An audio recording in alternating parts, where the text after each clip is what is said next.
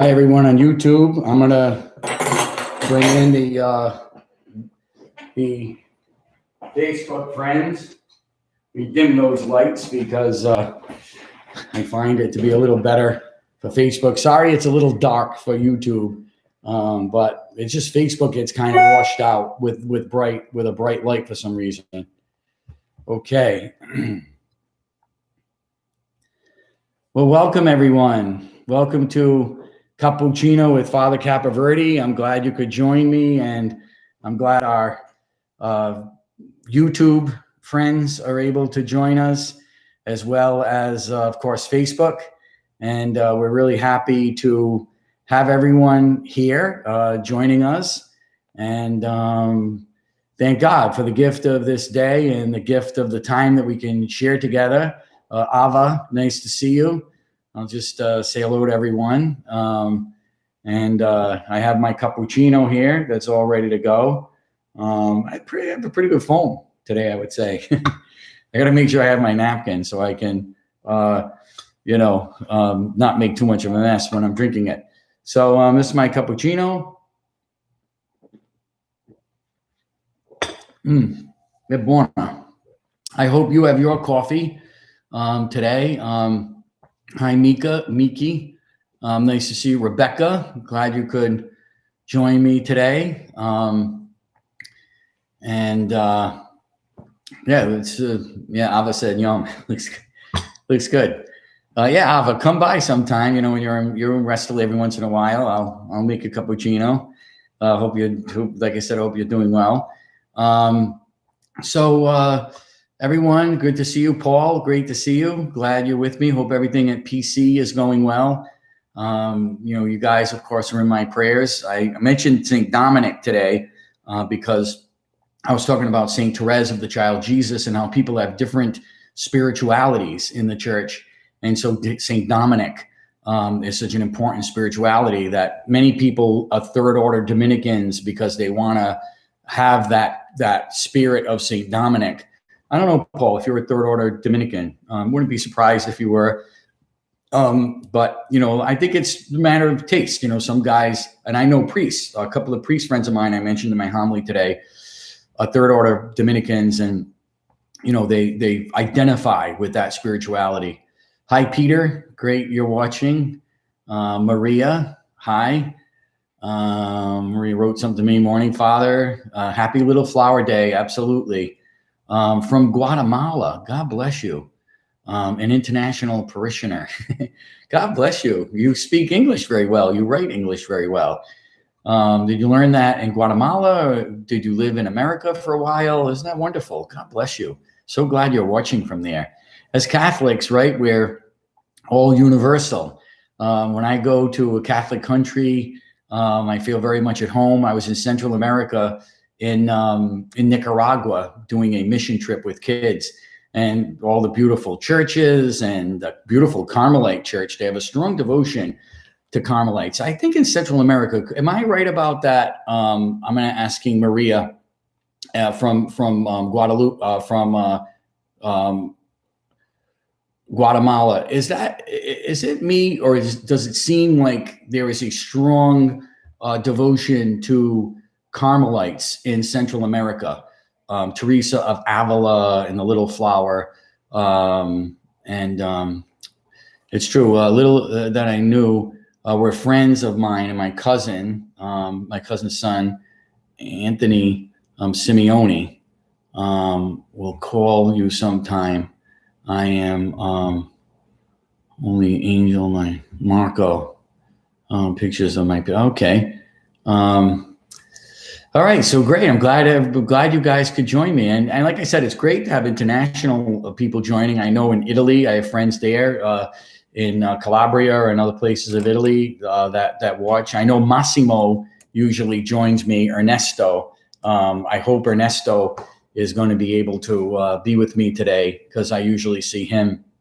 And Ernesto is kind of like a kindred spirit with me when it comes to politics in Italy. I'm fascinated by politics anyway, because I was a politics major in college. but also not just American politics. I'm very interested in international politics as well. I took a really good international politics course when I was in college, and I found that very fascinating. I had to do a paper on the different governments of different countries. I think I had like 4 countries that I needed to pick that I needed to compare and contrast their governments. And I'm not sure which ones I picked again, or if I don't know if I had a choice. I forget if the professor gave us a choice of the countries or if he selected the countries and doled them out in class, and then we had to do the paper on it. Can't remember much about that paper. It was maybe 40 years ago, I guess, right? No, less than that, 35 years ago, maybe 30 years ago. So anyway, Joseph Celico, good morning, buongiorno. Glad you're watching. So let me take another sip of my cappuccino here. This is called Cappuccino with Father Capoverdi. So if I don't take a sip of the cappuccino, it's going to be false advertising. We don't want that. So, it's funny. I got a call from John DePietro, and the independent man.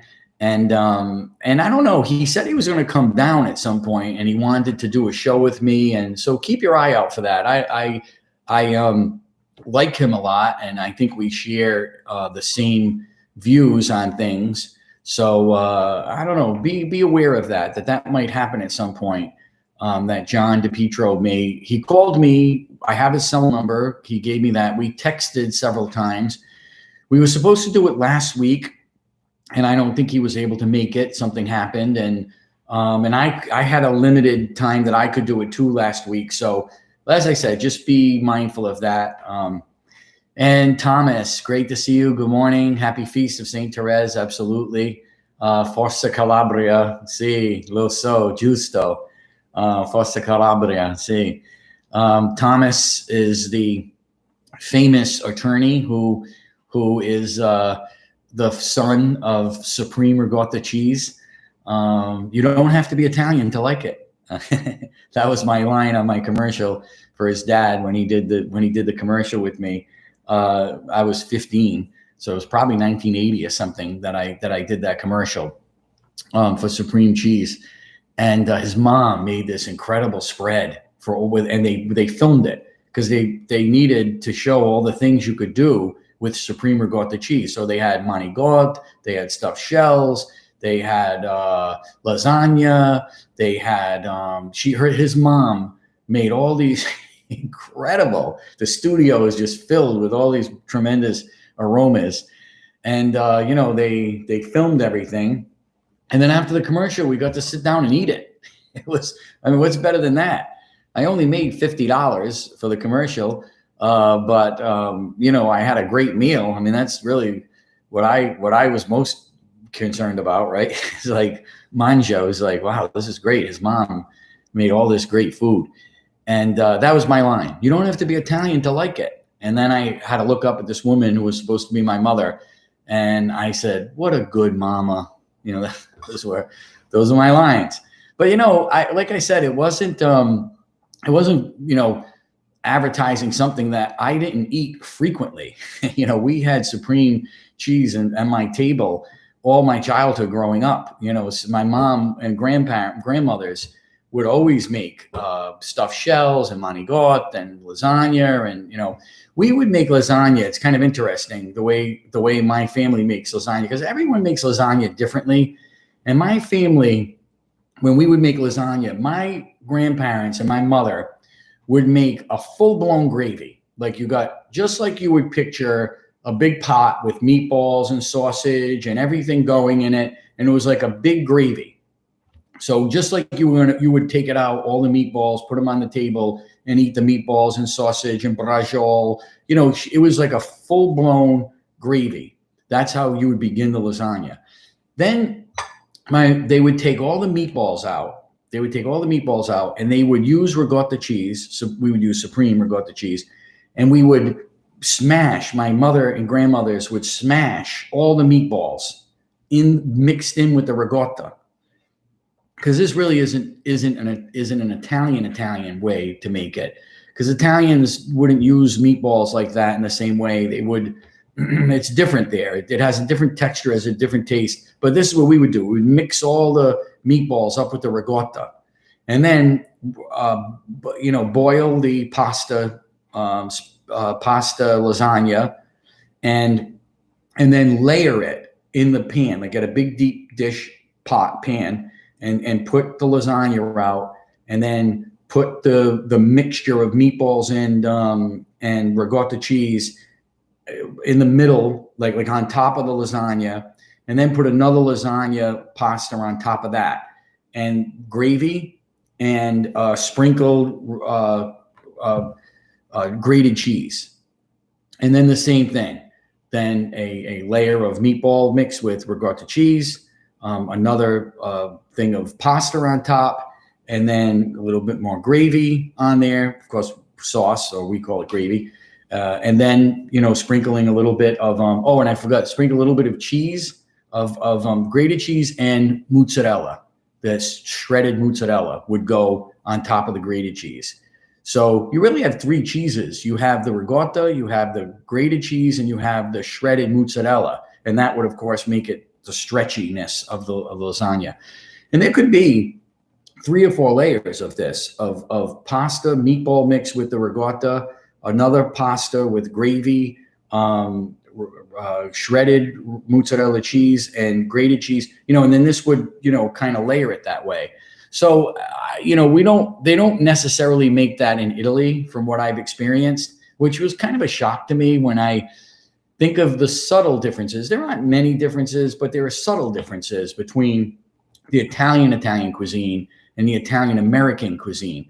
And again, we were doing things that were at our disposal. I think it would be very difficult in Italy to have ricotta cheese every time you make a lasagna, because they would make it there. You didn't have the entrepreneurship and the free market like we have, where a company like Supreme would make mass production of ricotta cheese that Italians could just go into the refrigerator section of the supermarket and pull out a container of ricotta cheese. It just, in Italy, if you wanted ricotta cheese, it wasn't a free market. It's a socialist society with taxes that are skyrocket off the charts. So they don't have a lot of money in Italy, especially a long time ago, because the government takes everything. They pay 70, 80, 90% of their tax dollars goes to the government. So if you make $1, 90 cents, or 70, 85, 90 cents goes to the government. You keep 10 cents of every dollar. Here it's, thanks be to God, for our, leadership, especially the last 4 years, taxes are way down, and the lower the taxes, the better it is. The more money people have, the more they could generate into their businesses, like ricotta cheese, like Supreme ricotta cheese. Let him pay less in taxes, because they'll put more money into the business, and they'll have a cheaper product. You can get that for less expensive, not cheaper in quality, but less expensive. And then you have this pocket money where you can go to dinner and support your local restaurants. You can go on vacation to Disney World and support all those people who play Mickey Mouse and Goofy and Donald Duck, and you can go into the different countries, of Epcot, and you can buy all kinds of nice little trinkets and everything to take home. With all of this extra money that you have, by not giving it to the government, you can do such great things, and the economy roars. But the problem that Italy has been plagued with, of socialist governments, is a tragedy, because Italians don't have a lot of spending cash, because they have to give everything to the government. There are business owners who tell me that, if they're a business owner, they have to pay 70% in taxes to the government, 70%. And then if they don't own the building, they have to pay rent. How much do you have in your pocket at the end of the day? What's the point of being a business owner, of dealing with, and in a way, as a priest, I'm kind of like a small business owner in a way. I have the same kind of issues and challenges that they have. Of course, we're not a business, we're a parish. and we would never want to affiliate a church with being a bit, well, we're a business. We're not. But in a sense, though, I'm kind of like a small business owner in the sense that I have a payroll, I have a budget, I have 10 people or so working for me. We have to pay taxes on those salaries. We have pensions to think about if that's the case, depending upon how many hours people work here. I mean, I have all of the challenges of a small business owner, 450,000 maybe a year that we bring in. That's it's not a huge business. It's not like a Donald Trump, size business, but it's a small business. And we have the same challenges in a way that a small business would have. But it's a lot of work is what I'm saying. Is I have a cemetery to run. I have 3 buildings here in the parish grounds that I have to maintain: plumbing, electricity, maintenance of the property, of snow shoveling, taking care of the grass in the summertime, leaf removal in the fall. For a big complex like this, it's a lot of work. And when you're a small business owner and you have those kinds of challenges, you're working like I usually am, until the wee hours of the morning, I try and get all my administrative work done, at night, because I just don't have time to do it during the day. So I sit at my desk when no one's around. I open up mail. I, shift things where they need to go to the bookkeeper, to this one, to that one, and kind of run it. I mean, I have people to help me, thanks be to God, with the payroll and everything. Some priests may be able to do that. I don't have the skill set, to work with QuickBooks and do payroll. Some priests do, and that's really good when they have that ability to do that. So, but I'm lucky I have people, helping me. I need people helping me do some of that. So, it's just real. And plus, there's so many regulations now. It used to be the priest could do it because, it was all recorded in books, and the diocese didn't have as much overseeing of the parishes like they do now. Now the diocese has all kinds of things we have to do for them, regulations we have to fulfill, communications with them, all kinds. There's a huge book this big of the things, you can do and can't do. And, so it's just so much paperwork and bureaucracy nowadays, and imagine being a small business and imagine working as hard as you do. If you can keep 70 cents on the dollar, you're going to work hard and you're going to think it's worth it. You're going to employ more people if your business grows because you have to give less to the government. You can reinvest in the business. And if you're a business owner, then, and you work hard and you established a business and took risks, then you should have the ability to have the rewards to go on vacation if you want, to somewhere really, really spectacular and maybe sit in first class, pamper yourself a little because you work so hard. You really can't do that, unfortunately, in Italy, unless you make it into a huge level. There are multimillionaires, and then they, have a much different lifestyle than people there's no middle class. That's the problem. There's not a really strong working middle class. It's gotten better over the years, certainly. And I think government has decreased a little bit there than it maybe was in the 20s and 30s and 40s and 50s, certainly, which is why so many immigrants came here. They just, they couldn't find a job, because how can you find a job if the government is taking all your money? How are you going to reinvest in it and grow and hire and employ people? You can't. So really, your business is small. You don't have many people working for you, and so people have to find work either in the northern part of Italy, or in Germany, or in Argentina, or in countries that have more that are more friendly to small business owners and big business owners, and we have to not fall into that trap. To think, oh, the wealthy, they don't pay any taxes. And, first of all, they do. You look at the percentage of how many, of who's paying the highest amount of taxes. It's the wealthiest. The 1% are paying like, 40% or 50 or 60% of all the taxes in the United States. I don't quote me on those numbers, but I know that a small percentage of people are paying a large percentage of the taxes in the United States. The numbers, I don't have my fingertips because, I didn't do that kind of homework. I didn't, I kind of, think about things I want to say during this time. And like I said, I'm not wrong about the general numbers, but I don't know exactly what it is, the percentages. So if I say it, someone may say, "Oh, Father, it's not correct." Well, I may be 10% off or whatever. So, but there's a purpose for that. The incentives for that are very important because they pay in dividends.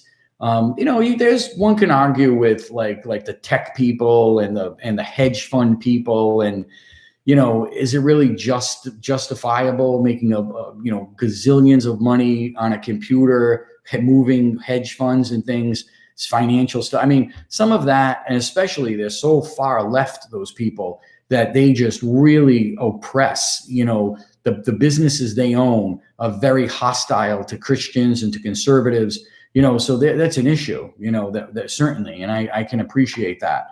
But it's important though that we, think about these things, especially as we have an election, coming up, that, how is that going to affect our daily life, especially when it comes to our pocketbook?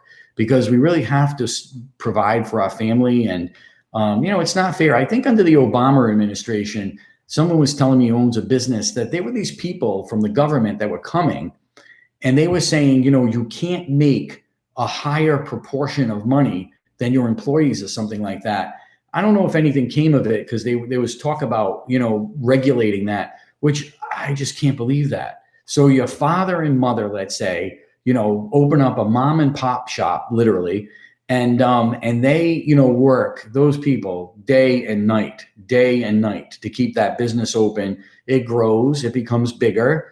They send their kids to college. The kids are very well educated. They're able to take over the business and really let it soar because, they have the skill set from business degrees and everything to really learn how to make the business even more efficient and soar even higher. And then all of a sudden, you worked hard, your parents worked hard to give you that business. And, and even though they have more maybe of a business mind academically than their parents, they still have to work as hard as their parents at the business because it's growing and it's getting bigger and there are more employees and there are more. And then all of a sudden the government comes in and says, you're making too much money as a small business owner, and your amount that you make can't be has to be a certain percentage of your employees. It's just shocking to think that would ever happen.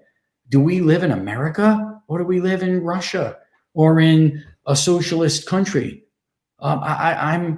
It's just shocking to me that would happen. And now, of course, I don't, obviously that doesn't happen with our current administration, but it could if we're not careful. I mean, if we're not careful and we don't vote the right way, it could be disastrous. It's going to be disastrous for small business. It's going to be disastrous for the economy. It's going to be disastrous for priests because we're going to be overly regulated with Obamacare. Oh my goodness, we're a small business. We don't have the capacity to all of these regulations that we had and the money that the parish had to spend for things we weren't even using, for healthcare that we weren't even using. We had to contribute. It was disastrous, and we do not want to go back there. Please God, we do not want to go back there. I mean, the thing is that there's talk. I mean, I have, relatives and friends who say to me, if the election goes a certain way, then, I'm moving to Italy because I don't really want to be around, to see the destruction of America. And it is true that Italy is you're leaving, you're trying to escape socialism depending upon how the election goes, and you're going to go to a socialist country. But the difference is, here's the difference. And this is why I think I can understand the option of going to Italy. I really can understand it. Not that I'm advocating it or I'm saying I'm going to do it, or my family and I talk about it and we say, if this gets bad here, and gets so hostile to Christians and so hostile to the free market, like America was meant to be and how it was founded. And if they're going to try and rewrite the Constitution, and if they're going, like Ginsburg said that she doesn't like the Constitution of the United States, she was quoted as saying about 10 years ago that if a country is going to have a constitution, it should model it after South Africa's, not America's, because she thought America's was too restrictive and too conservative, where South Africa was much more liberal. And, Ruth Bader Ginsburg, when you were alive, moved to South Africa if you like the Constitution better. But if you're going to defend ours, then at least like it and at least love it, which she didn't. She had a lot of problems with it. But like I said, so we talk about that. There are so many abandoned houses in Italy, in these neighborhoods, beautiful Southern Italian neighborhoods. And we think maybe we could, move there, like my whole family, like just get a block of these houses, because they're cheap, because no one's living there now. They're kind of abandoned. And some of them are in these beautiful, like old neighborhoods where you walk out your door and then, and you see the sloping staircase and the sloping alleyways, and there are little flower beds, on either side of this narrow throughway that you walk through. You hear the church bells ringing, it's just so beautiful. And the good thing about Italy is that, and I said economically, there are problems there, of course. It could be much better if it was more of a free market economy. But the good thing is that even though they're socialists, they're Catholic. There's a heavy, and even now, people say, "Oh, Father, it's getting bad, and we're getting secular here in Italy, and it's not like it used to be a long time ago." And I can really understand that. Like I can appreciate that and know where they're coming from, basically. But when you're an American and you live in America as a Catholic, and they don't realize it, and you go to Italy, Italians don't realize it because they see it all the time. But you go to Italy, even though it's getting more secular, maybe a little bit, it's still unbelievable to witness. I mean, you're in a train station and, like Amtrak, it's like their national train station, and you're at the ticket counter and the guy behind the counter usually has stubble on his face. Italians don't like beards. Like Italian men, you'll very rarely see them with a big, thick beard. They like to shave. But a lot of the Italian men like to just have stubble. It's not that they have beards, but a lot of them, even the workers in like these service industry, like train things and everything, a lot of the guys have stubble. they have like maybe 2 or 3 days stubble. It's kind of interesting. But anyway, I digress. But I'm always digressing. But you're at the train station, you look behind you, and there's a crucifix behind you. At the train station, the public train station, in the office, there's a crucifix hanging on the wall. It was like, this is tremendous. I was at a platform waiting for a subway in Rome. The subway system is pretty good in Rome. It's not as good as New York's, but the problem is that in Rome, every time they dig to make a subway path, they find these incredible archaeological treasures, and they have to shut down the whole project, have the archaeologists come in and like brush, everything and like, declare it an archaeological site. And then it just completely stalls the whole system. Not that Italians are incredibly, get things done very efficiently. Sometimes when they do construction or something, it takes a little longer than it does here. They have to go to lunch and, and go home and have a nap and everything. So it's a little, less, it's more time consuming to do something, but especially considering the fact that you went, in Rome, how do you make a subway system? They do have one, but how do you dig? Like they were digging and they were going to have a subway stop. And I think it's completed now. I'll have to ask some of my friends who live there. But in the Piazza Venezia, where Mussolini gave his famous speech, from the balcony there. And there's the wedding cake, Garibaldi unification building to signify the unification with the big horse, in front of it. Americans call it the wedding cake. I don't know if Italians call it that, and we translated it, or maybe Americans, when they see it, it looks like a wedding cake. Italians really don't like it. Romans, they think it's an eyesore, and they're just too white and too big, and they're not very impressed with it. The Romans, at least. Americans are. Americans look and they say, "Wow, what a beautiful building," But really, when you think about it, all the architecture around there is unsimilar to that. This is kind of like a big eyesore. It's very conspicuous as opposed to the more ancient looking buildings around it. So it is kind of like too ostentatious in some ways because of its different architectural approach than what's around it. But it is a good landmark. If you're a tourist, and you're on the Via del Corso, and, all I have to do is walk out on Via del Corso and look to see what direction the wedding cake building is. And then I know pretty much where to go from there. So because the Via del Corso ends at the Piazza Venezia, right at the wedding cake building. So it is a great landmark for tourists, because it really familiarizes you with where you are in conjunction. And that's kind of like that in Rome. You have the Piazza Venezia, you have the Piazza Trevi, you have the Piazza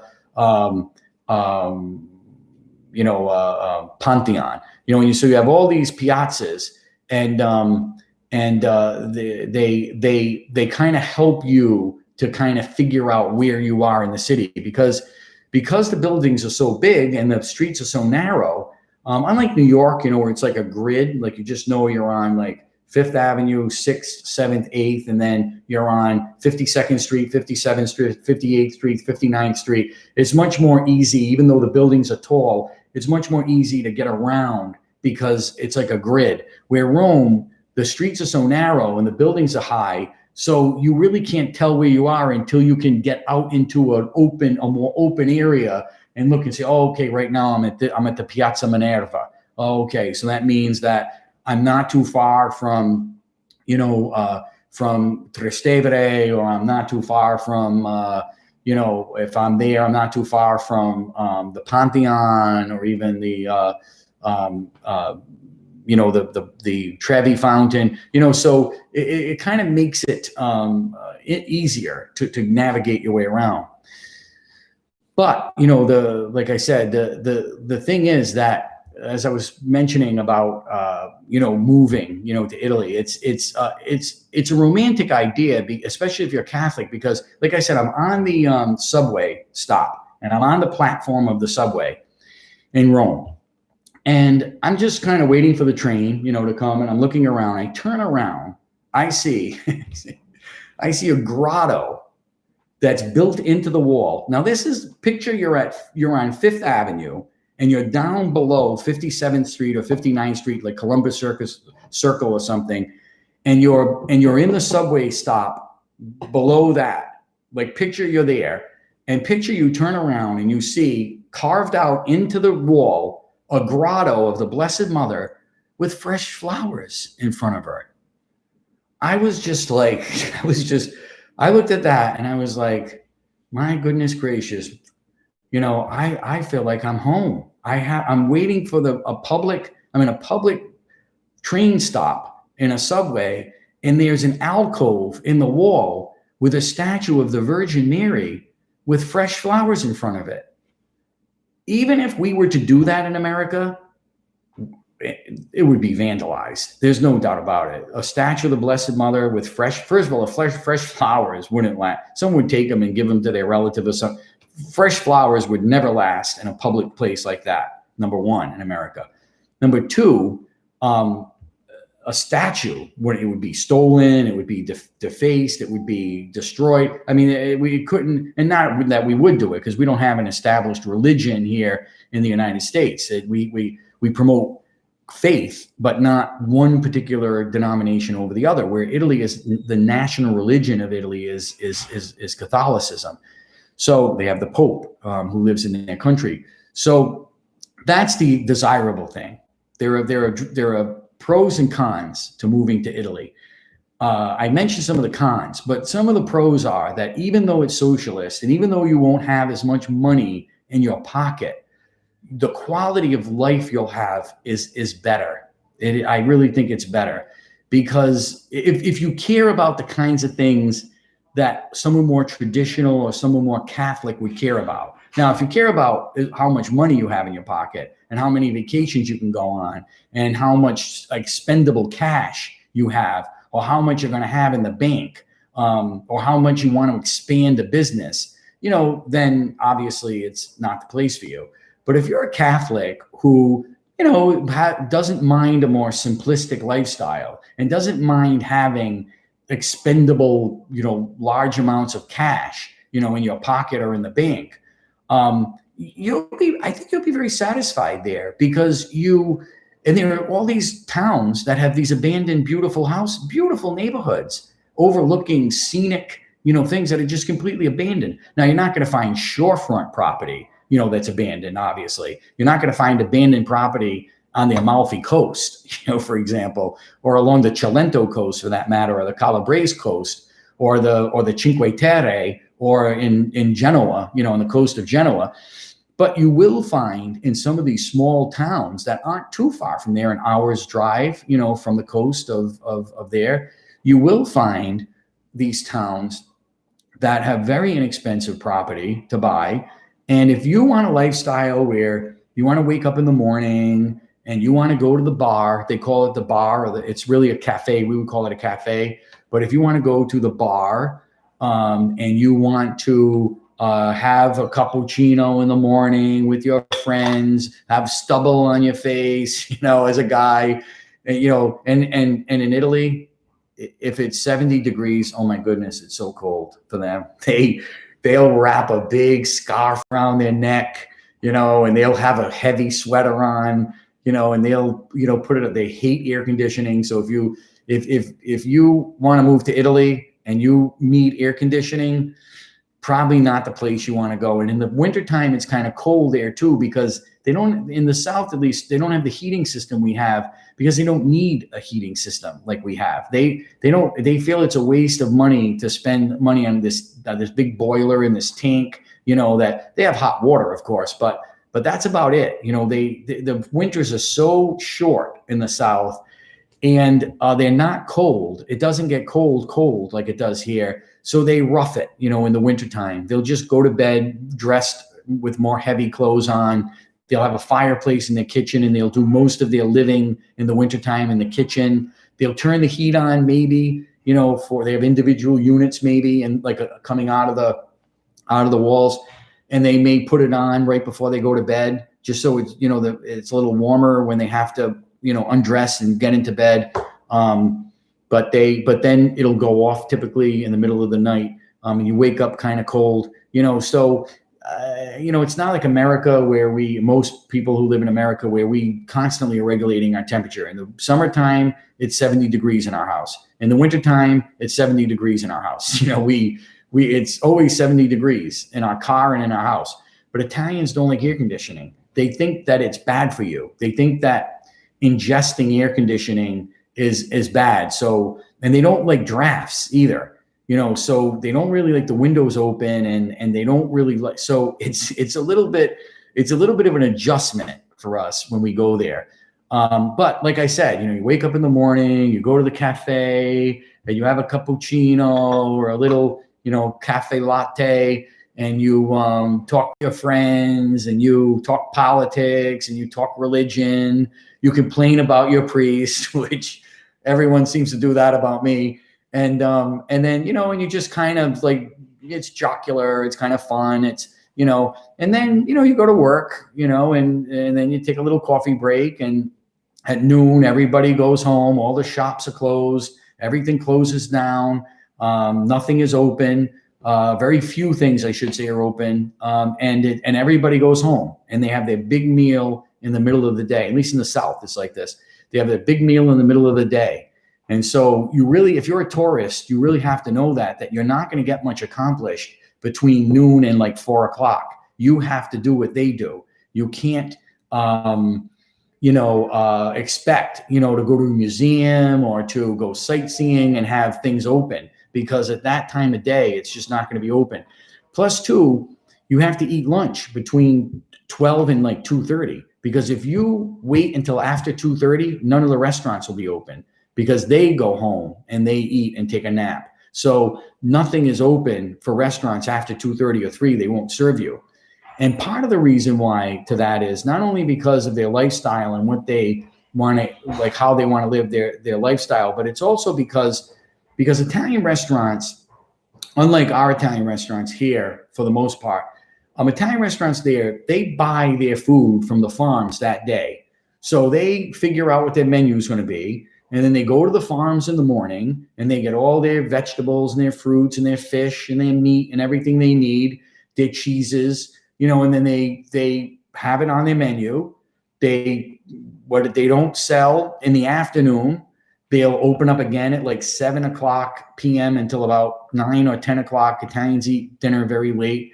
And they'll 8 o'clock, 9 o'clock is very typical to have dinner. And then they'll finish the food that they have. So they can't stay open. Italian restaurants won't stay open all day like we have. You can't go at 4 o'clock to an Italian restaurant in Italy and expect a big meal and everything, because nothing is frozen, nothing is not much is refrigerated. Everything is fresh for maybe the next couple of days or 3 days, maybe 2 or 3 days. They'll go shopping. So they can't, they don't have things already set and prepared that they just take out of a freezer or defrost or, and then have it all ready, for the customer, which is why there are very select times that you can eat there, which of course makes the food more fresh and it makes it more enjoyable and the experience more enjoyable.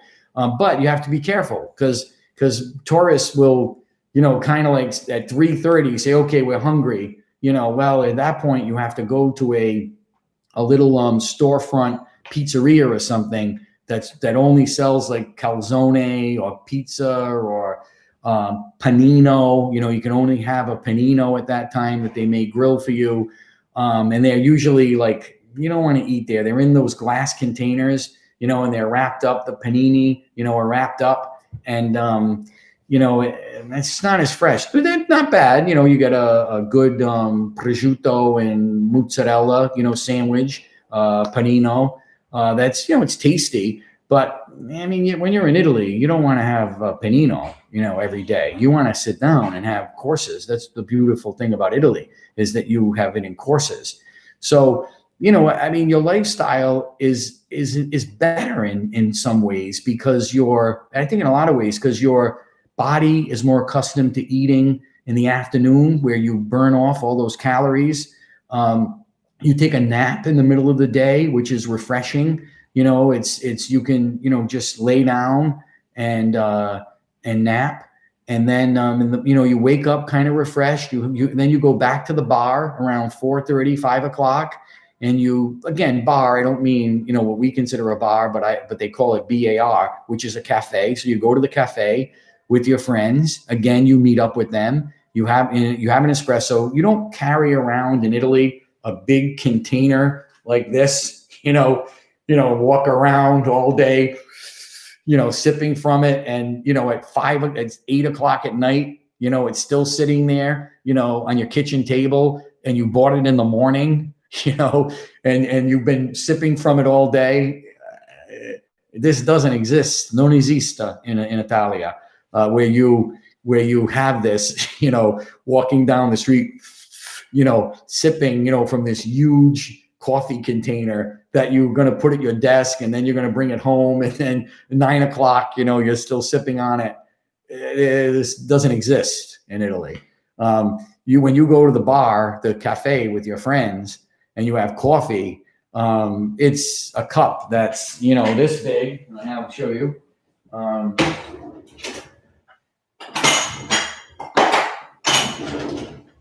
It's a cup this big, so, and then it's just a little, when in the cup, it only goes up about a quarter of the way, only a quarter, and then you just go, like this, boom, and put it down on the counter and leave. So you come up to the person, un caffè, grazie, you get it, and you walk out. That's about it. Or you stay with your friends and talk a little, but you're only going to have a quarter of their. And my complaint with Italian American restaurants. So if you're an Italian American and you own a restaurant, my complaint with Italian American restaurants is they don't understand how to give an Italian coffee, a cafe. They have a beautiful machine. The machine is $2,000. It's great coffee. A lot of times you use Illy, what I use. I highly recommend for restaurants and for cafes here in America. Illy is a tremendous cup of coffee. It's going to taste like cocoa almost. It has a sweet taste to it. It's not too bitter because people don't want a bitter coffee.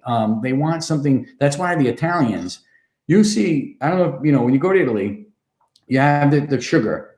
1, 2, 3, 4, 5. I'm counting like, oh my goodness. And then they stare it and it's like, are they making syrup? So Italians do not like bitter coffee. They want to put a lot of sugar in it. But in America, what happens is rather than giving an Italian espresso, just give me a quarter of the cup and let me just go like this and put it down. And that's what I want. That's what I consider an espresso. But what the Americans will do, the Italian Americans, they'll have a cup. Typically, you don't, unfortunately, get a cup this size. It's usually a bigger cup, unfortunately. And they'll fill it to the top. And the problem is you dilute the flavor. That's not espresso. Espresso is a quick sip that you almost slurp. Like I said, my sister Rhonda would have a heart attack because she hates people who slurp. But you kind of have to. You go like this and slurp it because it's just a quick shot. And unfortunately in America, even in very good Italian restaurants, the best Italian restaurants actually in New York, in Providence, in Westerly, we have great Italian restaurants, tremendous restaurants, but they don't give you the proper amount for espresso because the more you put in the cup, the more you dilute the flavor. Now you're really not having espresso. You're almost having like American coffee because there's so much water in it without the milk. So you can't have that much water. The point of espresso is to have as little amount of water and as much amount of coffee as possible. And you can't do that if you're going to fill the cup up or if you're going to use a cup this size for espresso. Sometimes I ask for an espresso in a restaurant. I get a cup. Let me see. I'll show you. That may be a little big, but I'm exaggerating. But I'll show you sometimes what I get. Maybe I'll get a cup. Maybe I'll get a cup this size. So this is more like it. I'll get a cup this size for espresso, and it's filled to the top. What is that? It's not espresso. It's watered down like coffee. So a restaurant, if you get a cup like this and you ask for espresso and it's almost filled to the top, or even if it's half filled in a cup like this size, see, it's smaller than this cup. See the difference? It's smaller than this cup. But still, look at the difference between this cup and this cup. So, you should only have a cup this big, and it should only be a quarter filled.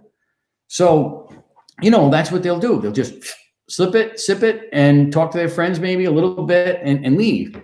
And then, they'll go back to work. The shops will open again. The restaurants will open again.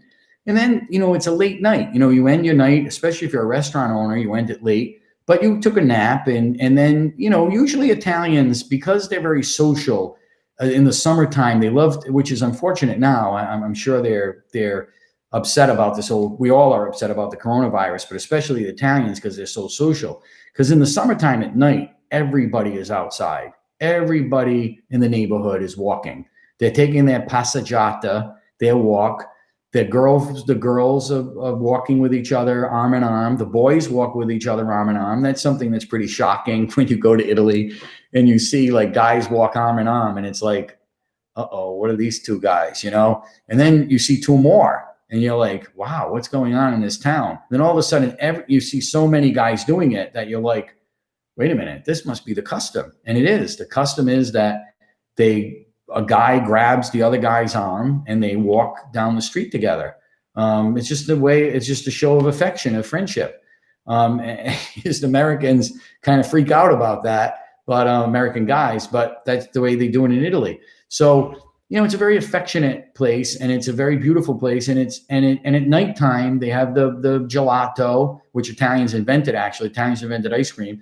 So they have the gelato, and they're walking around. They have a coffee thing, it almost tastes like Rhode Island coffee syrup, only it's much thicker, and you need a spoon to kind of scoop it out. It's really good. So, and then they'll talk with their friends. Usually the guys wear their suit jackets over their shoulders and their arms not in the sleeves, so they just walk like with the jacket over their shoulders. And they'll just have a nice social time at night. So there's a lot that's appealing about that. And if America becomes a socialistic country, then you might as well live in Italy. That's a socialistic country, because if you live in Italy, at least it'll be socialist. So it's not like you're escaping socialism here. You're still going to live in a socialist country, but at least it's going to be Catholic. And at least you'll see images of the Blessed Mother everywhere, and you'll see crucifixes everywhere.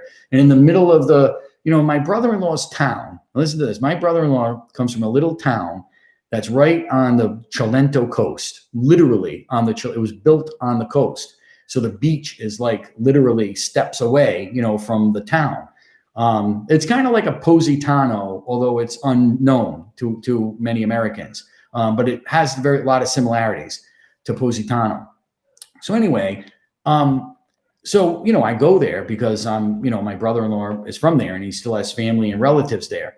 And it's interesting because how we have these strip malls, of course, like in Westerly, we have like a shop where they'll have in every place, they'll have a barber shop, they'll have a cafe, they'll have a hair salon, they'll have a video place or something, and all these little strip malls. Well, in my brother-in-law's town, they have the same kind of thing where they have these shops. There's a supermarket and there's a parking lot, that this is kind of built around. And in the middle of the parking lot, there's a huge statue of Padre Pio. Like in the middle of the shopping center, could you imagine driving down in Westerly and going to Ace McQuaid's, which is, and then there's Casa de Luce. There's a restaurant called Casa de Luce, and then there's a Chinese restaurant next to it, and there's a flower shop there. And could you imagine like a plaza like that, with a parking lot in the middle of it, and the stores like making a horseshoe around it, with a huge statue of Padre Pio as you go into the parking lot. That's incredible about Italy. And as a priest who is an American, going shopping in a public shopping center and in the parking lot, seeing a huge statue of Padre Pio, it's remarkable. It's remarkable. And then we're at the beach. So I'm with my brother-in-law and his family at the beach and everything. And it's the Mediterranean. I like the Mediterranean a lot more than I do the ocean, because the Mediterranean is much more mild, and it's a much more pleasant swim.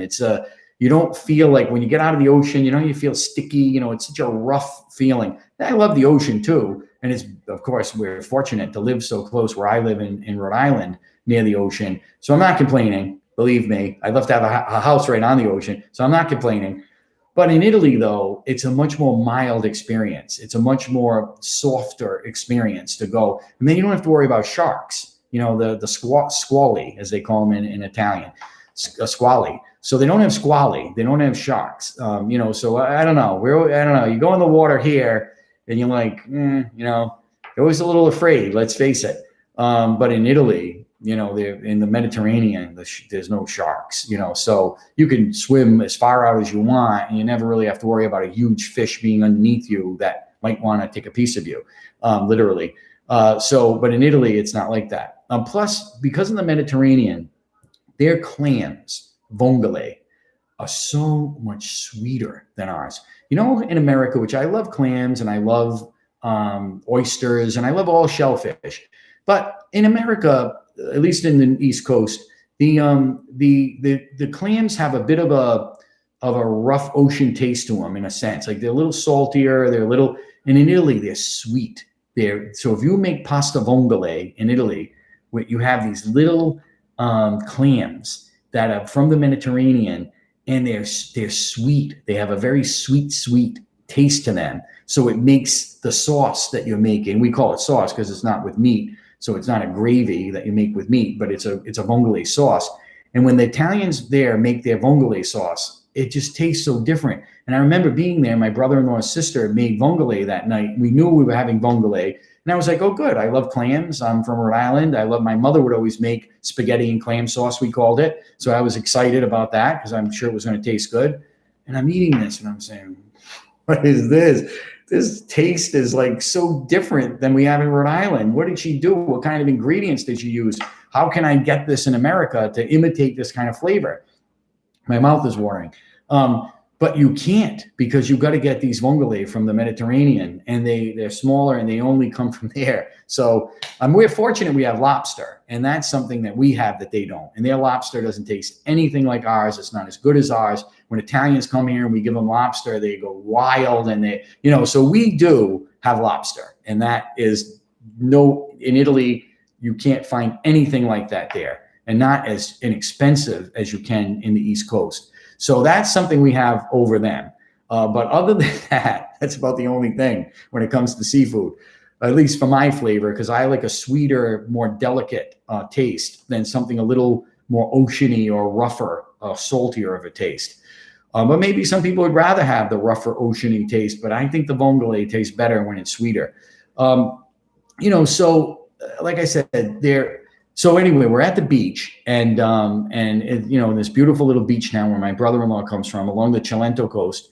And, we're having a nice day. We're swimming and everything. And the kids, his nieces and nephews are there, and they have kids, his grandnieces and nephews. So they're little, and they're playing in the water and everything. And, we're having a great beach day.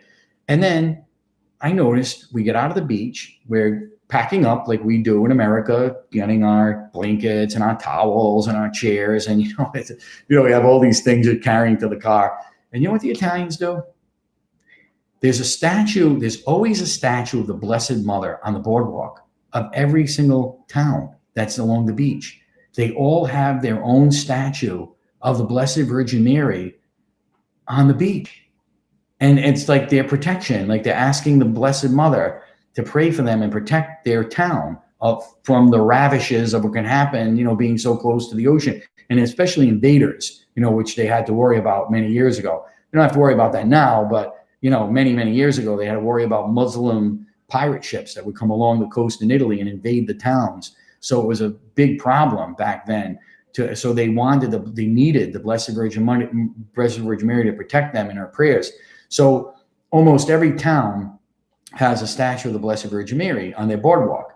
So my brother-in-law's town has a beautiful statue of the Blessed Virgin Mary on their boardwalk. People, when they walk by it, when they're just taking their walk, and their beach walk they'll see the Blessed Mother. They'll put their hand on it, and and then they'll keep walking. So she's right there on the boardwalk, the open public boardwalk. So what happens is everybody is packing up. They're all getting their beach gear and everything ready. You know what they do? They stand in line to kiss the Blessed Mother before they leave the beach for the day.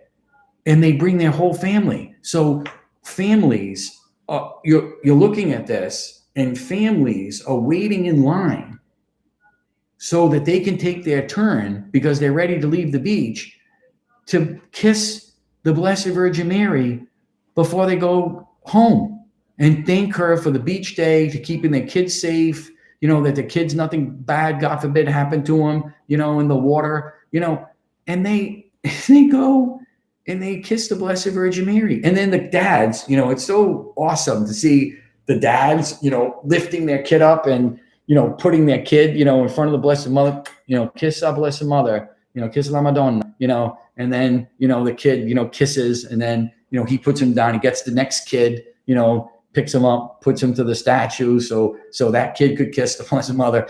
Then he does, and his wife does, and they leave. What kind of a country is this? It's like Disney World for Catholics. It really is. Italy is like Disney World for Catholics, because you will never see these things in the United States. And that is very appealing to a Catholic. If you're really a devout Catholic, if you're a sentimental Catholic, if you take your faith very seriously, to see this take place in a country is spectacular. Let's face it. And that's why I think if you have to balance it, and if we ever, God forbid,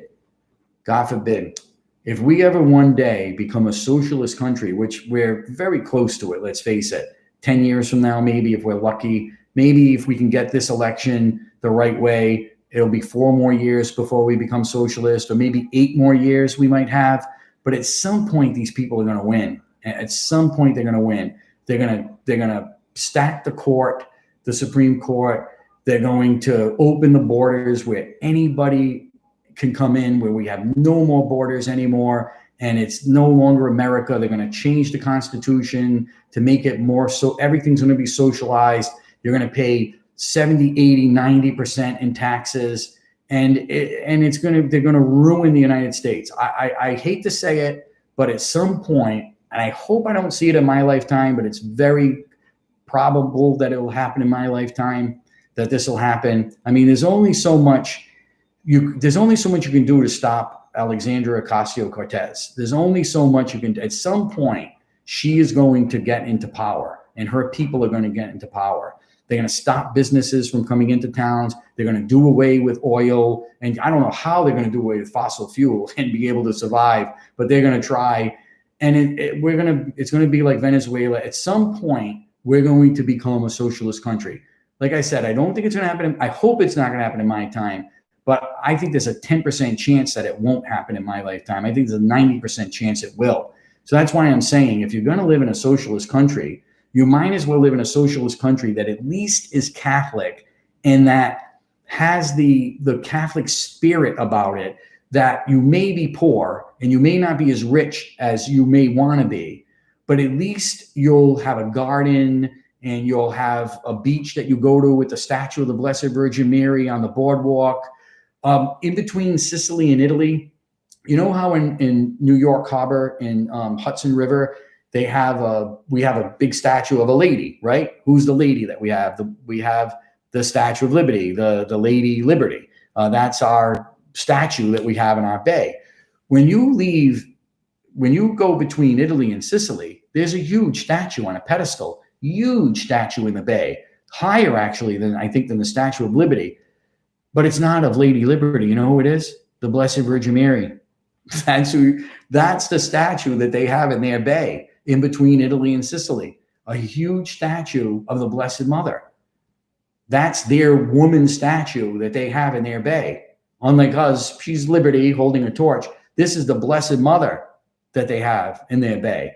So, and there's a lot of property there because let's face it, it's a rough economy. So you'd rather live in America if you care about, making money and being very prosperous. If you work hard in America, you could become very, very prosperous from nothing. In Italy, it's really harder to do. And unfortunately, what's happening is kids can't afford, to have a family there because of the situation, or they feel can't afford it. But really, it's unfortunate because they need to make sacrifices. They need to say, okay, I know I can't afford to have everything right away, a house and everything right away, but get married, live like my parents did above their parents until they can get their own house. Have kids, even though, you're, not going to make a lot of money because, you have kids, but you need kids. Italians, the population is very low because they're not having kids. There's zero population because a population depends upon, don't believe people who say we're overly populated in the world. That is the biggest lie that these pro-death people like to push, that we have too many people in the world. That is a total farce and a lie. Most European countries are dying to have people work in there because they have no one, they're not replacing themselves. Italians have a 0% growth rate, population growth rate, 0%. Now, it doesn't mean they're having 0 kids. It means they're having 2 kids. Because if you have 2 kids, then you're just replacing yourself. That's a 0 population growth. 2 kids, 0 population growth. 3 kids, now you replaced yourself and you added 1 more. 4 kids, 5, 6, 7 is better and better. But Italians aren't having kids, and that's the sad thing, because they make such beautiful children. I think all nationalities do. Every child is beautiful and precious in God's eyes, and has different features. And Germans and Swiss and whatever country you come, Africans, whatever country you come from, the people there are very beautiful. They have very beautiful features in their own ways. They're different from others, but Italians have beautiful children, like other countries have beautiful children, and everywhere children are beautiful. And you look at these Italians and you say, the women look like models and the men look like they just got off the cover of GQ.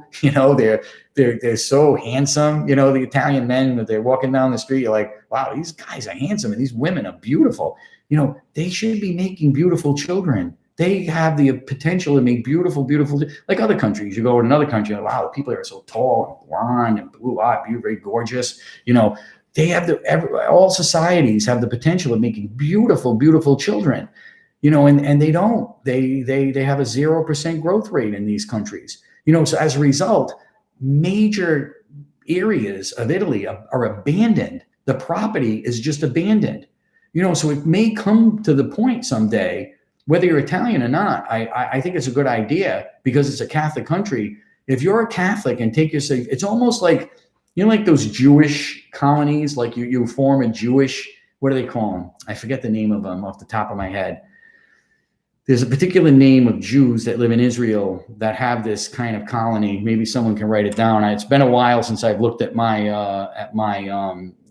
feed here, but I forget what they call them. But it's almost, we could get to the point, folks, where we might want to consider as Catholics, whether you're Italian or not, to say, look, let's go to one of these beautiful neighborhoods, that where the houses are abandoned, beautiful stone houses with cobblestone streets and narrow little walkways, and start making a life there.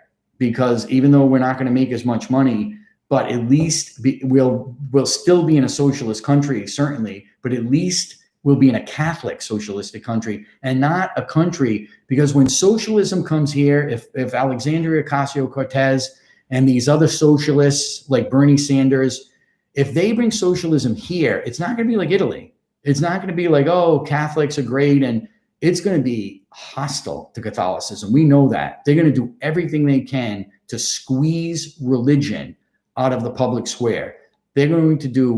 They are anti-God, and they are anti-religious, and they are anti-Catholic. And even though they may have a Catholic running on their ticket, if they're not a Catholic that takes the faith seriously, they don't care. They actually like that. They would rather have a Catholic that doesn't take their faith seriously, because then they could say that they're not anti-Catholic. Oh, look, we even have a Catholic on the top of our ticket. Well, if he's a Catholic that doesn't believe in any of the church's teachings morally, what is he really Catholic? If you don't believe abortion is wrong and should be illegal, if you don't believe that homosexual marriage is wrong and shouldn't be legal, if you don't believe these things and you're Catholic, then well, of course, let's elect him, because he's, at least in the appearance, he's Catholic, and it'll make us look good to say that we're not anti-Catholic. But they are, though, and they're going to really try to destroy the Catholic Church in America, because we're the last bastion right now that safeguards these kind of traditional biblical and theological beliefs, because most of the ecclesiastical communities that broke away from the Catholic Church in the 16th century, as the generations went on, they completely become watered down. And they're almost to the point where a lot of them, unless they're a strong evangelical church, like we have a lot in common with the evangelical church, and we're really brothers and sisters walking hand in hand. And it's beautiful to see many of the evangelicals coming to the defense of Amy Coney Barrett. It's tremendous to see evangelical ministers. You're going to find more evangelical ministers supporting her than liberal Catholic nuns, believe me, and liberal Catholic priests. So, we find ourselves as traditional conservative Catholics who believe in the church's teachings. We find that we have more in common with evangelical ministers and with evangelical people than we do with liberal Catholics. One time I was watching a nun who didn't wear her habit debate with an evangelical minister about abortion. And I was siding with the evangelical minister. I was like, right on, good. I'm glad you're telling her that. And I'm like cheering on the evangelical minister over the Catholic nun who's arguing for abortion on one of these, debate shows. And I'm thinking to myself, my goodness, I didn't realize it at first, because at first I'm just on the side of the pro-life guy. And I'm like, yeah, exactly. Say that to her. Oh, that's a good point. That you made a real good point. Oh, that's a terrible point that this woman is making. That's not true. And then I stopped myself and I was like, wait a minute. I can't believe this. I'm actually cheering on the evangelical and booing the Catholic.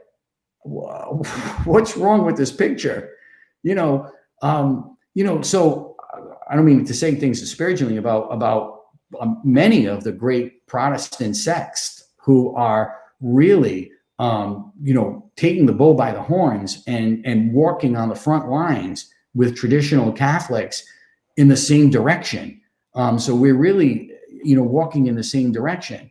It's liberals from both of these, denominations and groups, who are outside of the mainstream of the moral beliefs of the church.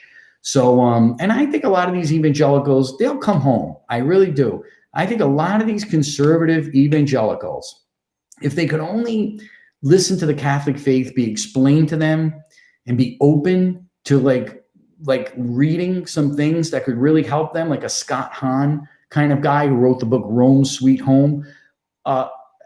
Recommend that book to anybody who's evangelical, who you think is open to maybe talking to you about it. Get that book for them. It's worth spending the money. Get that book, Rome Sweet Home, or any really of the books that Scott Hahn has wrote, some of them better than others when it comes to apologetics, directed to evangelicals, and just say, hey, do you mind reading this book? I know we talked about Catholicism, you had questions and you weren't sure about Mary and the saints and the Pope, and maybe pick up this book and, hey, you have nothing to lose. You can read it and put it down and say, okay, at least I know a little more about Catholicism. But I think a lot of these evangelical brothers and sisters who we share so much in common with when it comes to our moral beliefs, I think a lot of them would really get into Catholicism if they understood it really, and if they wanted to take the opportunity to learn about it. Maybe some do and they just reject it and say, no, Father, I studied it all. I really did delve into it. Well, that's fine. I mean, what are we going to do? But at least we could kind of, discuss it with them, because I think a lot of these evangelicals, if they came to Catholicism, when they come to Catholicism, a lot of them have, when they come to Catholicism, they have such a great faith. I mean, they are great Catholics.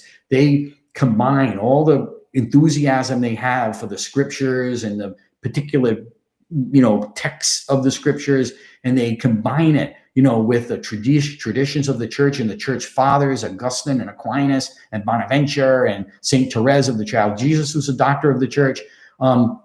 It's like a great combination. And then they become these incredibly articulate and well versed Catholics, like Scott Hahn. I mean, Scott Hahn's on a level intellectually that maybe not everyone can achieve, myself included.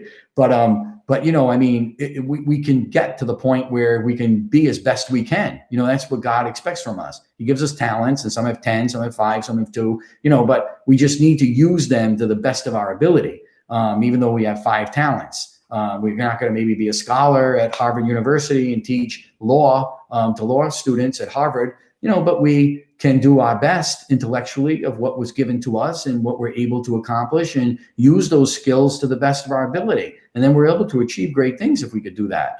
Like St. John Vianney, he wasn't known as a scholar of the church, but he was one of the greatest saints in the church's teaching. You'll put him with John Vianney, with any of the intellectual saints. But a lot of the intellectual saints, of course, had the spirit of John Vianney. That's what made them saints. It wasn't just because they were so learned that made them great saints, like Aquinas and Augustine. It wasn't because they were such great academics and we appreciate their intellectual prowess. It was because they lived their lives according to Christ and were saintly in their humility and their beauty in the way they lived their life. And evangelicals admire that. Like a lot of evangelicals, when they become Catholic, they say, our theologians we admired of evangelicals who were great thinkers, but their personal lives were really messed up. But when we kind of ignored that because, hey, you know what? They were great thinkers and they really took the religion to great heights intellectually. So we kind of excused their behavior. But that's not the case in Catholicism. St. Dominic is one of the greatest intellectual saints and academic saints we have on the church calendar. And he acted like a Catholic peasant on a farm who lived their life, in a very simple way, and again, that's a beautiful thing when you do that. I'm not, saying anything disparagingly against someone who's a farmer and that's a beautiful thing. And you use your tool. I mean, without them, we can't eat, so you use your abilities, in any way you can to help foster society and to be as humble as you possibly can. And so those farmers, like I said, you have to be really smart people to manage a farm and to run it. My point is that no matter who we are in life, no matter what we can achieve, we'll do so by doing it humbly and achieve great things. So that's why I think I'm making this argument, that I really think that it's going to be really hard to stop these people, especially now. Like what they're doing is very clever. What they're doing is, okay, they all decided, it was all engineered. They all decided in a heat of a primary. And let me tell you, I worked in politics, for a long time before I went into the seminary, at least in, high school, college, after college. I'm a student of it now. I watch, all the programs there. I'm a student of it. And I'll tell you, there is no way that you're running for president and you have an incredibly active campaign going where you're getting donations, you're winning primaries, you're coming in second in primaries. There's no way that you put the brakes on that and quit. You don't do that. You fight till the bitter end. And then even when you end it, you say, I'm suspending my campaign. They never will admit that they're ending their campaign. They'll say, I'm suspending my campaign, because they don't want to admit that they're out of the race. So they're just thinking, maybe if I suspend it, all of a sudden there might be an influx of money and enthusiasm toward me and I'll reopen it. They always want to leave the door open a crack. How is it that in the heat of a primary for the Democrat Party, all of a sudden, one by one, everyone says, I quit. I'm no longer running. I'm supporting him. That never happens unless it's engineered, because they knew, look, this country is not, it's a center right country. It's not a center left country, and it's not a left country. Don't forget, Barack Obama ran twice by saying he was going to be more conservative. He said you'd be able to keep your health insurance. That wasn't true. That everyone would save $2,500 on the health insurance. That wasn't true. You can keep your doctor. That wasn't true. He twice ran against same-sex marriage. 2 times he ran as a candidate saying, I'm against same-sex marriage. What does he do after his second term when he knows he's not running for office? He promotes same-sex marriage. If he ran, and Clinton did this. I talked about this last time. Clinton did this too. I'm a Southerner. I'm a Southern Democrat. I'm not a Northeastern liberal. And then all of a sudden he appoints Ruth Bader Ginsburg to the Supreme Court. What they are they like you've heard in other commentaries. I'm not coining this phrase when it comes to the recent situation, is a Trojan horse. And they're saying Biden is a Trojan horse, but they're all Trojan horses. They never run. And that's why they don't do what they said they would do after they win, because they can't, because they're beholden to their base. They don't run as that, though. If you ran as that and your base got you in because you ran as a radical liberal, then you know what? You get what you vote for. But a lot of people who are in the middle, these suburban women who are in these neighborhoods, soccer moms, they get fooled. Like they're like, oh no, he seems like a nice guy. I don't think he's going to be a radical, because they don't want to. That's why Biden doesn't want to tell you who he's going to appoint to the Supreme Court. He can't tell you who he's going to appoint to the Supreme Court, because if he does, he'll never get elected, because they're so radical.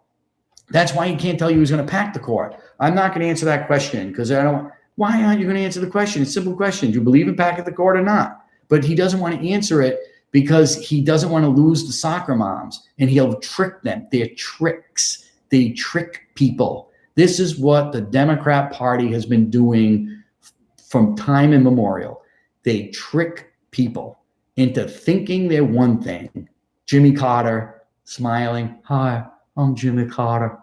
I'm a Christian man, and I just believe. I'm from Georgia, and I'm a businessman, and I just believe in God, and I just think that you need me for president, because I'm going to bring God into the public square, because I teach Sunday school.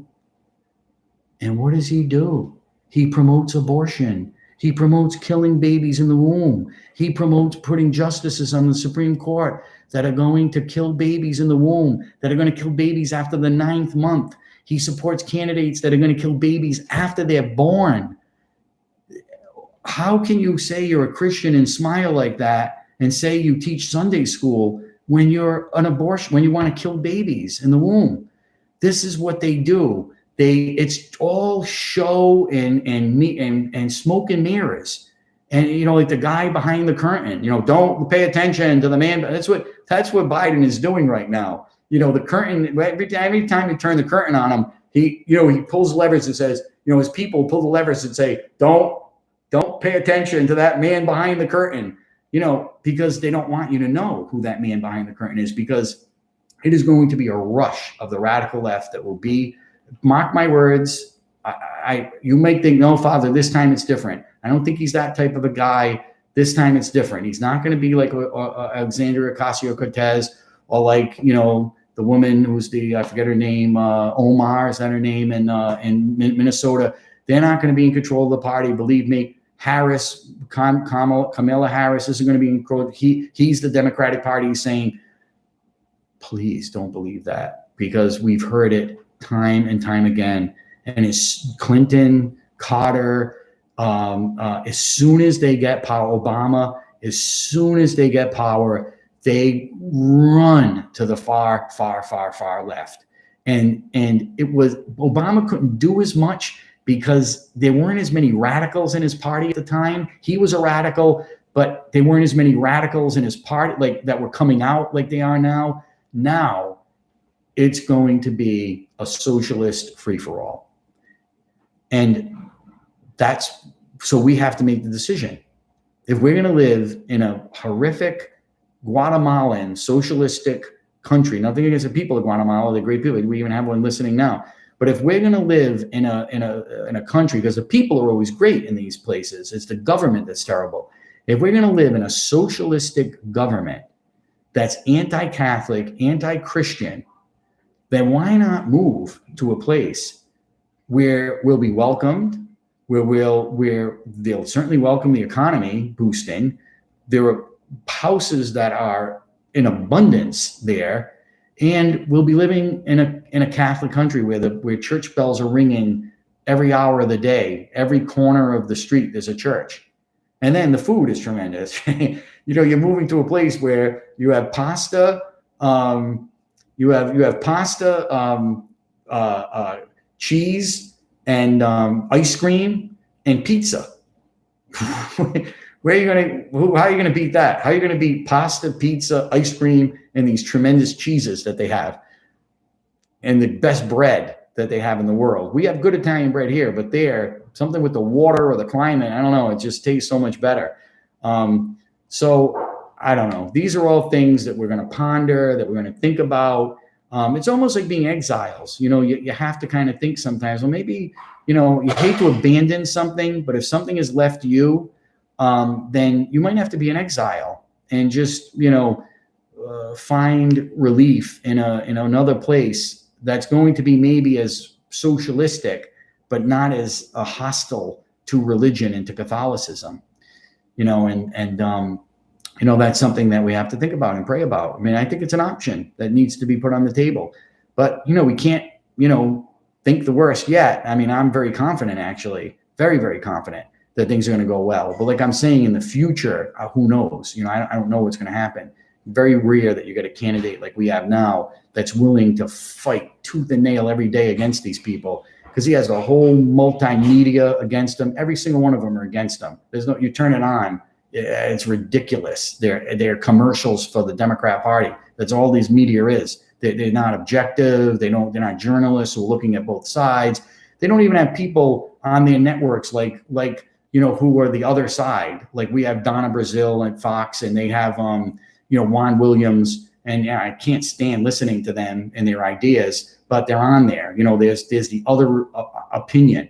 Those networks, they don't have anybody like that on their networks that gives the other side, that tries to argue the other side. They don't even pretend to be objective.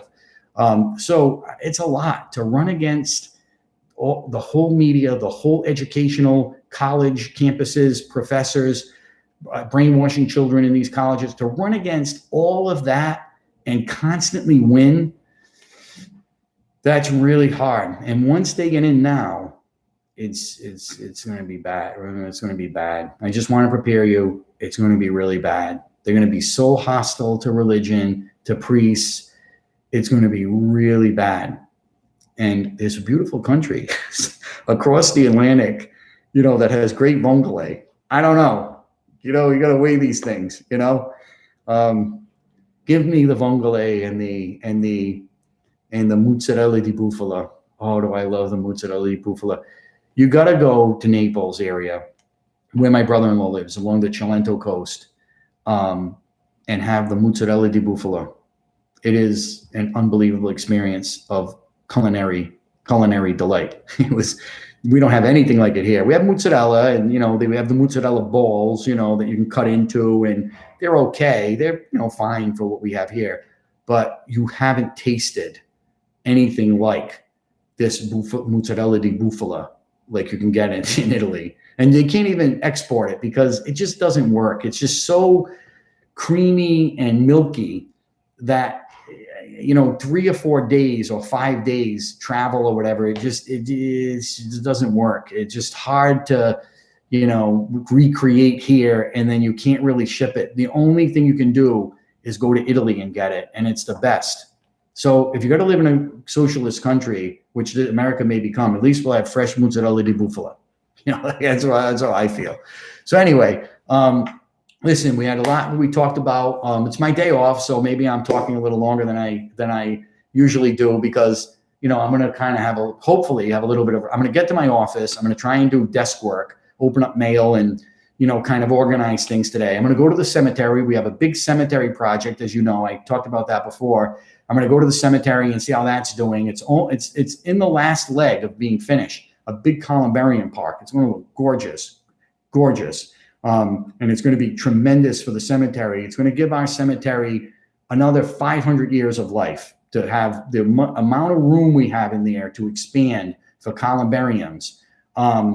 It's going to be an incredible, and beautiful, because it can't just be functional. It has to be beautiful too. And it's going to be beautiful and functional and great for the cemetery. It's going to expand the life of our cemetery.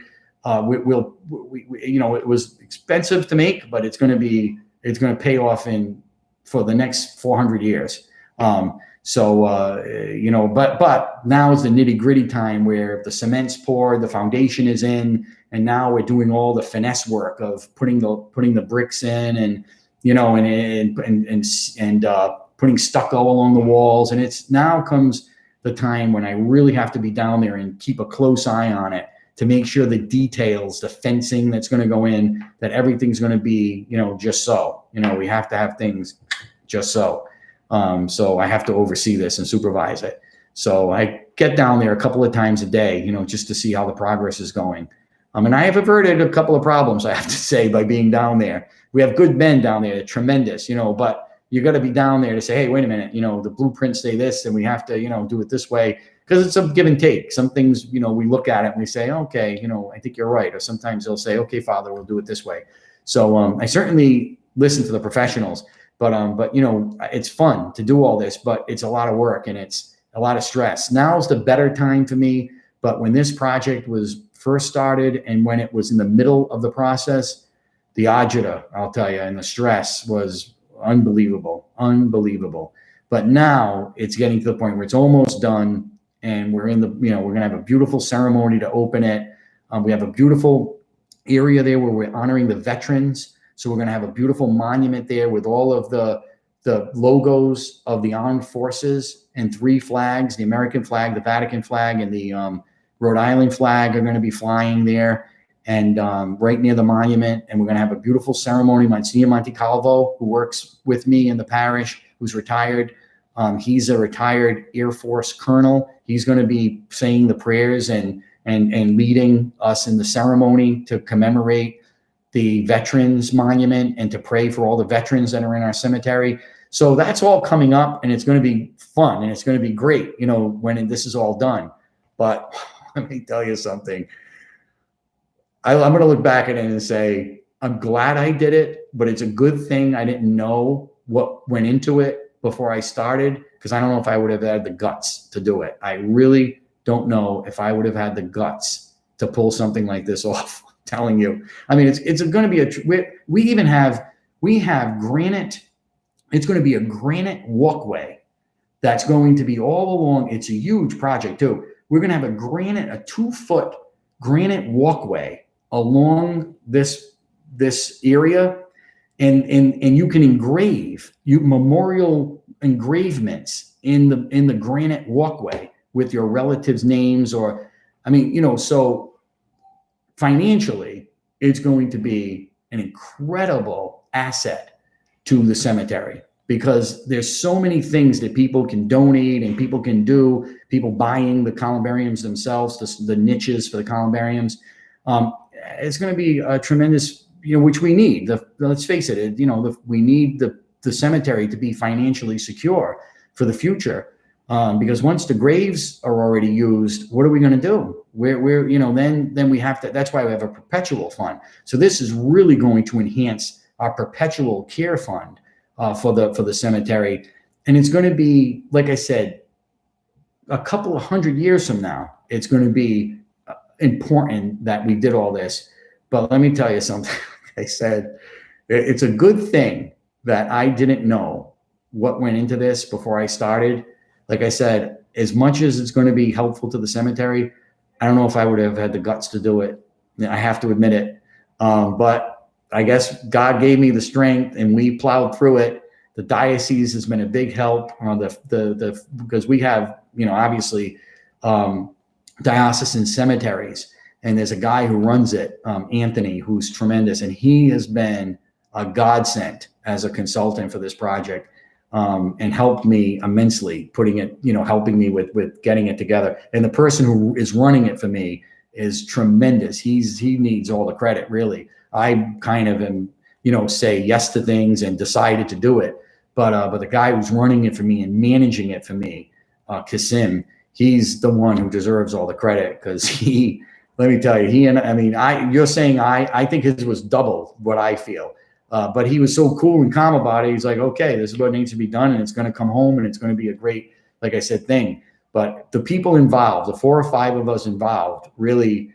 But I can't wait to show you down there what it looks like when it's done, and it's going to be spectacular. It really is. We used the best materials to make it look good, because it has to look beautiful. It's a Catholic cemetery. We have a reputation we got to keep up, because it's, people expect that when you go to a Catholic cemetery, the graves aren't going to look like Ghostbusters, walking around, with everything tilted and grass all over the place.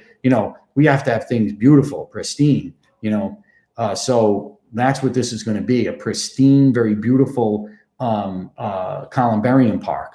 And I had the right man managing it for me in Kasim, and he's, just been tremendous.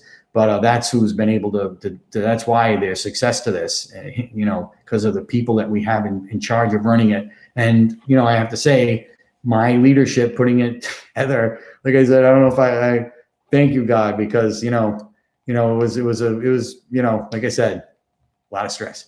But anyway, so I'm going to go down there. It's a beautiful day out today in Rhode Island too. So so listen, have a great day. I hope that you can relax a little too, if you can, tonight or today, or I know I'm going to try and do that a little bit. So I'm going to finish my cappuccino. As you can see, I didn't drink much of it, but I like it kind of cool anyway. The more it sits, this kind of like illy coffee mixed with milk like this, like foam, the more this sits, the more rich the flavor becomes. It almost takes on a cocoa kind of flavor to it. The more it sits, so it's it's going to still be pleasant to drink. So anyway, have a blessed day. Pray for me. I'll pray for you. Let's pray together. Actually, I always forget to pray when we get together, because people say to me, Father, we should begin with prayer. So let's end with prayer, okay? In the name of the Father, Son, and the Holy Spirit. Amen.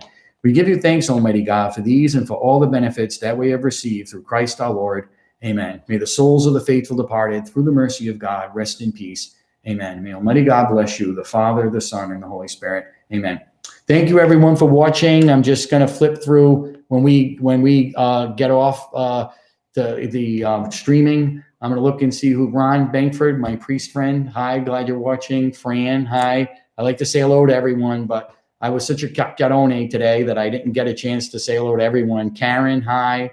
And Susan, hi. My cousins, I'm sure, are watching. If you're watching, James Servideo, hi. Arlene, my cousin, you must be watching. I must see your name here. I know you always do. My other cousins, usually, who are watching, hi. My aunt, if you're watching. So have a blessed day today. God bless. See you soon. Bye.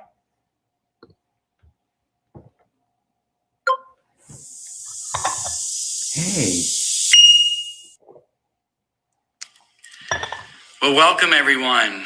Welcome to Cappuccino with Father Capoverdi. I'm glad you could join. Hey, what's the matter? Come here.